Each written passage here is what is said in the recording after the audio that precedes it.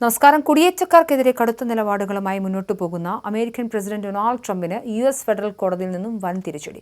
Trump യാത്രാവിലക്ക് ഏർപ്പെടുത്തിയ 39 രാജ്യങ്ങളിൽ നിന്നുള്ള അപേക്ഷകർക്ക് അഭയം, തൊഴിലനുമതി, ഗ്രീൻ കാർഡ്, പൗരത്വം എന്നിവ നിഷേധിച്ചുകൊണ്ടുള്ള ട്രംപ് ഭരണകൂടത്തിന്റെ അസാധാരണ നയങ്ങൾ നിയമവിരുദ്ധമാണെന്ന് യുഎസ് ഫെഡറൽ ജഡ്ജി വിധിച്ചു.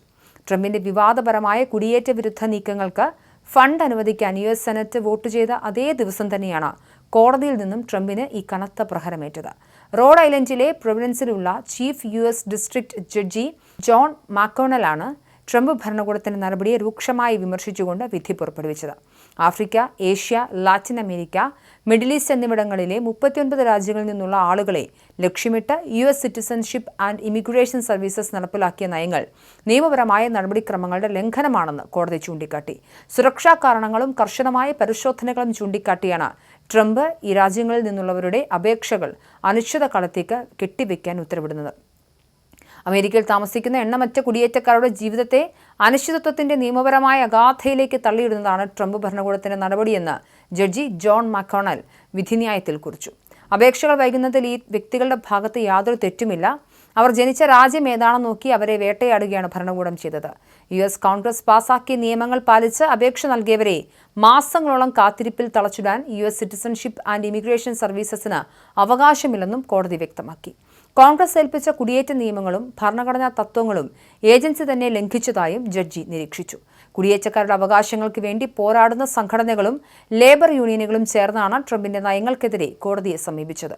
വിധി പുറത്തുവന്നതോടെ വലിയ ആഹ്ലാദത്തിലാണ് കുടിയേറ്റ അനുകൂല സംഘടനകൾ.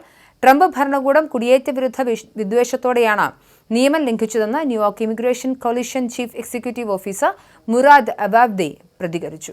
ആയിരക്കണക്കിന് കുടുംബങ്ങളെ അനിശ്ചിതത്വത്തിലാക്കാനും കോൺഗ്രസ് ഉണ്ടാക്കിയ കുടിയേറ്റ വ്യവസ്ഥയെ അട്ടിമറിക്കാനുമുള്ള ട്രംപിന്റെ നീക്കങ്ങൾക്കാണ് കോടതി ഇപ്പോൾ തടയിട്ടിരിക്കുന്നത്.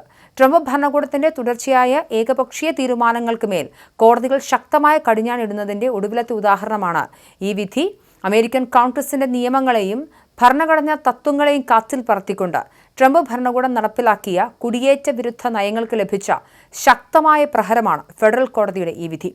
കേവലം ജനിച്ച രാജ്യത്തിന്റെ പേരിൽ മാത്രം അഭയവും പൗരത്വവും നിഷേധിക്കപ്പെട്ട് അനിശ്ചിതത്വത്തിലായ ആയിരക്കണക്കിന് കുടിയേറ്റക്കാരുടെ ജീവിതത്തിന് ഇത് വലിയൊരു ആശ്വാസമായി മാറുന്നു. ഭരണകൂടത്തിന്റെ വിവേചനപരമായ തീരുമാനങ്ങൾക്കെതിരെ യുഎസ് കോടതികൾ ശക്തമായ കടിഞ്ഞാണിടുന്നു എന്ന യാഥാർത്ഥ്യം അടിവരയിടുന്നതാണ് ചീഫ് ജഡ്ജി ജോൺ മക്കോണലിന്റെ ഈ ഉത്തരവ്.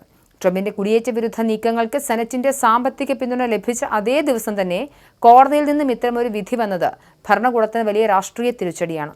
കുടിയേറ്റക്കാരുടെ അവകാശങ്ങൾ സംരക്ഷിക്കുന്നതിനായി പോരാടുന്ന സംഘടനകൾക്കും ലേബർ യൂണിയനുകൾക്കും ഈ വിധി പുതിയ ഊർജം നൽകുന്നു.